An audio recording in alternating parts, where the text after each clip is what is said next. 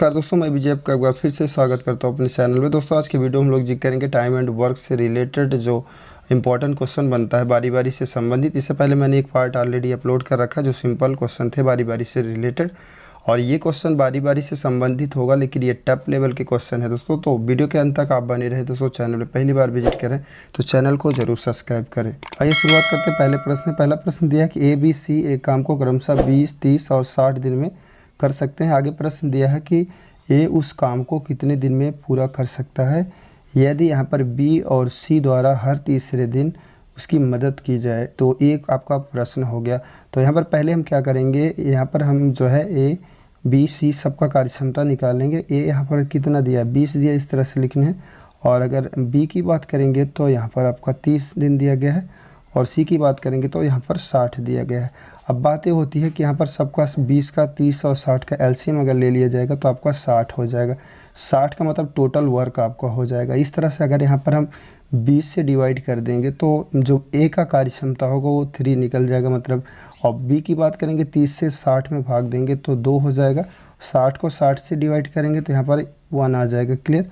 अब बात होती है जो प्रश्न यहाँ पर दे रहा है, तो मतलब ये हो गया कि यहाँ पर ABC मतलब 1 दिन 2 दिन 3 दिन, मतलब 3 दिन में कितना कार्य हुआ है। यहाँ पर 3 2 5 और 1 जोड़ देंगे तो 6, मतलब कि 3 दिन में 6 कार्य हो चुका है। अब बात ये होती है टोटल हमें 60 यहाँ पर कार्य को करना है। ध्यान से समझेंगे। यहाँ पर बोल रहा है कि ए जो कार्य कितने दिन में संपन्न करेगा, और ए का हेल्प जो है बी और सी द्वारा हो रहा है, लेकिन हर तीसरे दिन पे हो रहा है।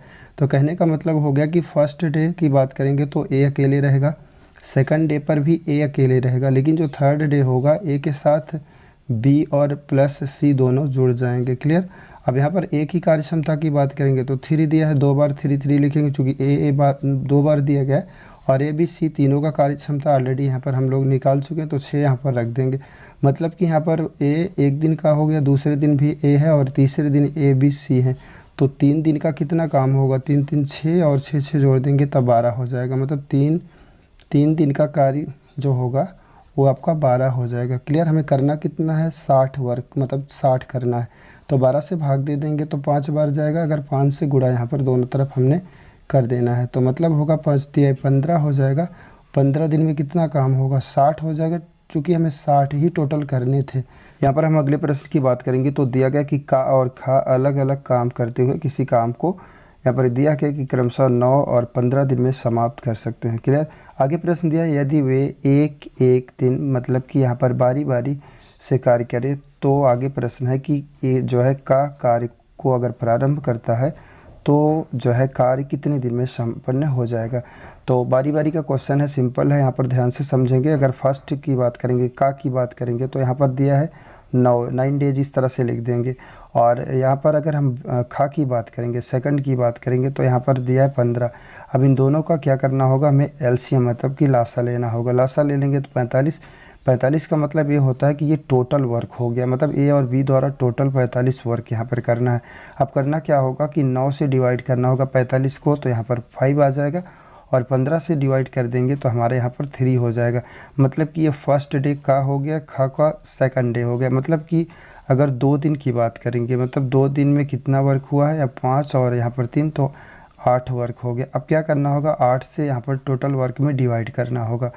तो 8 से अगर टोटल वर्क में अगर हम डिवाइड करेंगे तो 8 पंचे 40 हो जाएगा। तो यहाँ पर हम 5 से मल्टीपल कर देंगे और 5 शेष बचा रहेगा, उस बात को आप ध्यान में रखिएगा।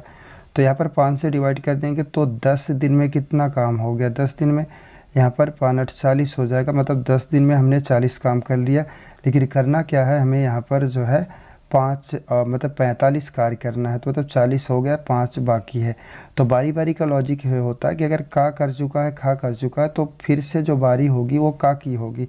तो जैसे कि आप देख रहे हैं यहाँ पर का एक दिन का कार्यक्षमता 5 दिन दिया है। तो एक दिन अगर का करेगा, मतलब का कर दिया, खा कर दिया, तो फिर से का की बारी आ जाएगी। तो एक दिन में का कितना कर रहा है काम, 5 काम कर रहा है। तो इस तरह से यहाँ पर जो है एक दिन का को और काम करवा देंगे तो यहाँ पर 11 दिन में कितना वर्क हो जाएगा, 45 हो जाएगा। और हमें टोटल वर्क 45 ही करना था। तो मतलब इसका निकल के आया कि 11 दिन में टोटल जो है 45 वर्क आपका हो जाएगा। इस तरह से ही क्वेश्चन आपको सिंप्लीफाई करना था एसडीआर। जैसे कि यहाँ पे प्रश्न देख रहे हैं, दिया गया कि ए किसी काम को 20 दिन में बी 15 दिन में और सी 12 दिन में कर सकता है। और आगे प्रश्न होता है कि ए उस काम को कितने दिन में समाप्त कर सकता है यदि उसे एक दिन जो है बी और अगले दिन सी एकांतर क्रम में मदद करे। कहने का तात्पर्य हो गया कि ए के साथ एक दिन बी हेल्प करेगा और अगले दिन ए के साथ सी हेल्प करेगा। तो इस तरह से हमें क्या होगा कि इन सब का कार्यक्षमता निकाल लेना होगा। ए का यहाँ पर 20 दिया, इस तरह से लिखना है। बी की बात हम अगर करेंगे तो यहाँ पर 15 लिखना है और सी की बात करेंगे तो यहाँ पर हमने 12 लिखना है। इन सब का एलसीएम ले लेंगे। एलसीएम मतलब लासा आपका 60 हो जाएगा और यहाँ पर 20 से भाग देंगे तो 3 बार जाएगा, तो मतलब ए का कार्यक्षमता एक दिन का 3 निकल गया। 15 से भाग देंगे तो 4 होगा इस तरह से, और 12 से अगर भाग देंगे तो 5 होगा। तो कहने का मतलब एक दिन ए किया, फिर बी किया, सी किया, तो 3 दिन में मतलब कितना वर्क टोटल हो रहा है, मतलब यहाँ पर 3, 4 और 5 को ऐड कर लेंगे तो 12, मतलब 3 दिन में 12 कार्य हो चुका है। टोटल वर्क जो यहाँ पर एलसीएम मैंने लिया है, ये टोटल वर्क हो गया 60 काम हमें करना है। तो यहाँ पर 12 से भाग देंगे तो आपका क्या होगा। फिलहाल यहाँ पर क्वेश्चन आगे ध्यान से समझ लेंगे कि यहाँ पर बोला कि एक दिन बी हेल्प कर रहा है, मतलब ए का एक दिन जो है बी हेल्प कर रहा है और ए का एक दिन सी हेल्प कर रहा है। तो ए और बी का कार्यक्षमता कितना, 3 और 4 यहाँ पर दिया है, तो 3 + 4 कर देंगे तो 7 हो जाएगा। और यहाँ पर हम करेंगे 3 और +5 कर देंगे तो यहाँ पर 8 हो जाएगा। अब क्या होगा कि यहाँ पर ए बी एक दिन हो गया और ए सी एक दिन हो गया, मतलब 2 दिन में, और 7 और 8 को ऐड कर देंगे तो मतलब 2 दिन में कितने वर्क होंगे। तो यहाँ पर आपका 2 दिन में जो कार्य होगा वो आपका यहाँ पर 15 हो जाएगा। क्लियर। अब 15 का से हम यहाँ पर टोटल वर्क में भाग देंगे, 15 चौका 60 हो जाएगा। 4 से इधर गुणा लगा देंगे और यहाँ पर 4 से गुणा लगा देंगे, मतलब 8 दिन में कितना कार्य हो गया, 60 हो गया। यही तो हमें करना था, टोटल 60 वर्क ही करना था। तो जो इसका राइट आंसर होगा 8 डेज होगा, मतलब कि 8 दिनों में टोटल वर्क 60 कवर हो जाएगा। तो इस तरह से क्वेश्चन आप सिंप्लीफाई कर सकते हैं। उम्मीद करता हूँ क्वेश्चन आपको समझ में आ गया होगा। जैसे कि यहाँ पे प्रश्न देख रहे हैं, दिया गया कि किसी कार्य को ए अकेले 16 दिन में और बी अकेले 12 दिन में जो है पूरा कर सकते हैं। आगे प्रश्न है कि ए से जो है शुरू करते हुए एकांतर दिनों पर जो है कार्य करते हैं और संपूर्ण कार्य कितने दिन में पूरा हो जाएगा। तो कहने का मतलब यहाँ पर हम ए और बी का कार्य क्षमता निकाल लेंगे। ए बराबर यहाँ पर दिया गया है आपका 16, अगर बी की बात करेंगे तो यहाँ पर दिया है 12। अब हमें इन दोनों का एलसीएम लेना होगा, लासा लेंगे तो आपका 48 हो जाएगा। मतलब 48 का मतलब हो गया कि टोटल वर्क हो गया। 16 से डिवाइड कर देंगे तो 3 टाइम जाएगा, मतलब ए का एक दिन का कार्य क्षमता निकल गया। 12 से भाग दे देंगे तो 4 बार जाएगा। कहने का मतलब ए एक दिन किया, बी दूसरे दिन किया, तो 2 दिन में कितना वर्क हो गया, मतलब कि 3 और 4। तो यहाँ पर हो गया आपका जो वर्क हुआ वो 7 हो गया, मतलब 2 दिन में 7 कार्य हो गया।